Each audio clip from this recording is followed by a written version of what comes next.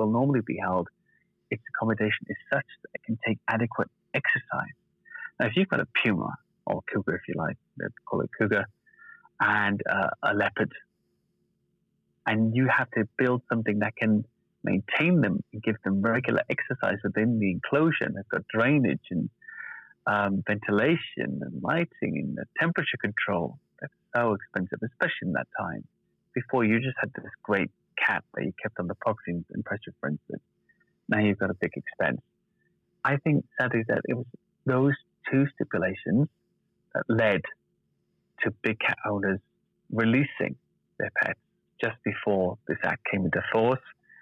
Now, the animals that we're seeing now, these are not those animals. This was 1976, 45 years ago. Maybe, they have a maximum of 17 years lifespan. Let's say 13 years for a puma, 17 years for a leopard. So it should be, no doubt in anybody's mind that we are seeing the descendants of these animals, and that they are moving out throughout the country. Of course, they have quite a large territory individually as animals, and they are moving out throughout the country, and sightings literally take place in every single part of Britain. Every single part. Even here, there's sightings within 5 miles of where I live that have been made by people that have no interest in this subject and yet saw something they really, really can't explain, other than to say it was a huge, big cat. And there we are. It's a crazy subject. I'll tell you about one. I tell a lot of people about this one, actually. There's this local one in Rusper, which is in West Sussex, actually, but it's not far from here. Which is in 2017, there was a horse breeder who contacted me thinking that a big cat was on the loose. And she had gone with a friend in her Land Rover to pick up a hay consignment for her horses.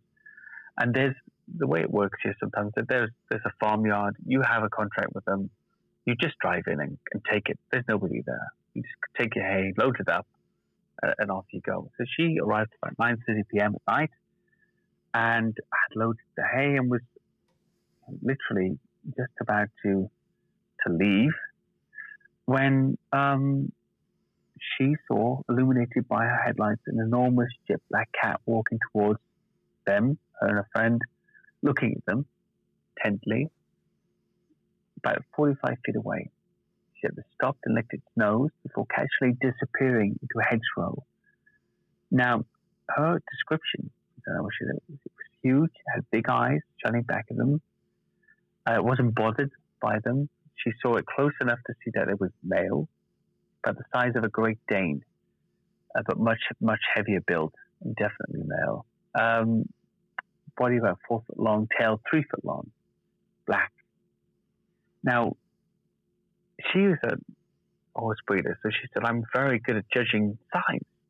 I'm good at judging size. I work with animals all the time. It was stocky, it was thick, good boned, and had this slinky walk, that big cat walk, slinky walk for its size. Ears were also strange. They were not pointed, but round. So that's a great tell for me. She's not mistaken some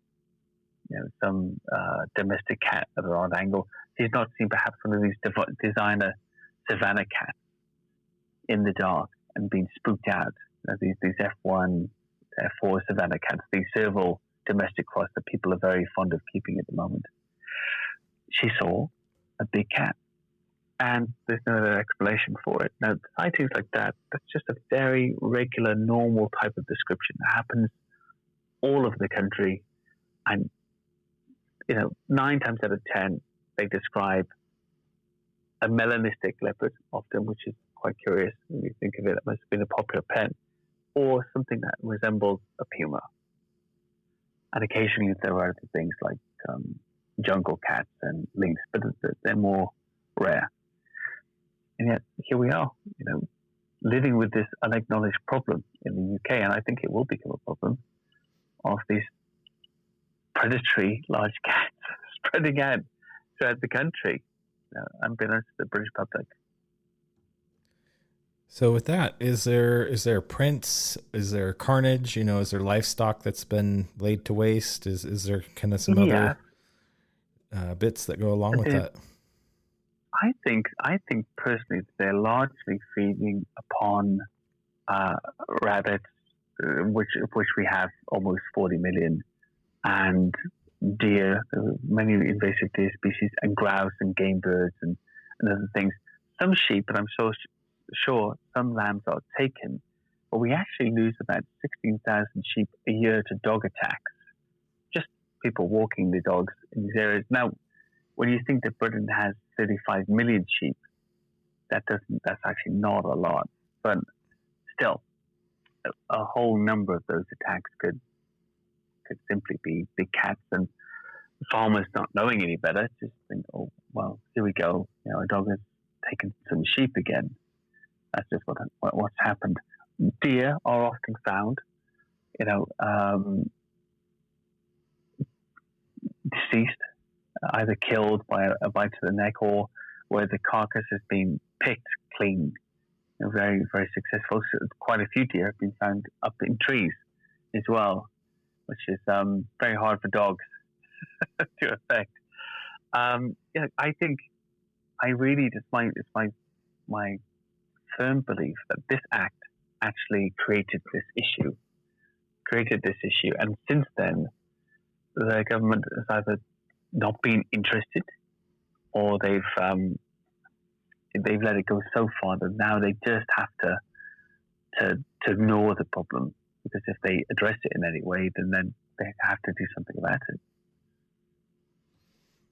Yeah, and it's hard to know if there's any like interbreeding. Like for instance, you could crossbreed like a lion and a tiger and have a liger, and Yeah, that is there yeah. any indication of a mix in these There are sightings? occasionally, some cats that have been seen that appear to be melanistic again, but maybe not as large as a leopard. Occasionally, maybe about 2.5 feet, 3 feet long, that are not designer pets, that are melanistic, and basically just look like a leopard on a smaller scale. Now, that's not as common, but it has been reported. Some with pointier ears than, we wouldn't have pointy ears in a leopard, but some with pointed ears that are they're also large cats. They're also large cats. So that does happen occasionally, but there's very, very little evidence of their presence here. There's plenty of clips and photos, but everything, as you would expect when you've got a big cat in your sight, everything is from a distance, on a camera phone or something else. And a big cat from a distance in a field without any landmarks looks pretty much the same as a small cat closer in a field without any landmarks. It's one of those things that stands out to me so often. It's pretty hard to tell what you're looking at unless you get up close. That's remarkable. That's I couldn't imagine being out in your field and having Yeah, something that that can stalk you basically on your own property. yeah, That yeah. that that would be pretty intimidating. Are there any? Are there? People, yeah. Sorry, go ahead. Oh, go ahead. I was just going to say, people aren't getting attacked. By the way, some people have been intimidated by them. A few. There was I forget the name of the forest now. That slips my mind, but there was a group of walkers in some woodland, I think maybe 2-3 years ago, that were stalked and essentially escorted out of an area by a big leopard. Um, and they were shocked with this thing, sort of shadowed them in the tree line and walked them out of the woods, basically. And I often wondered if that animal had cubs, because it didn't want to attack them. It simply wanted to get them out of there, and did so really effectively. um, I don't know. Occasionally people have been chased, people have been intimidated. Nobody has been attacked as a form of predation. I mean, far as I'm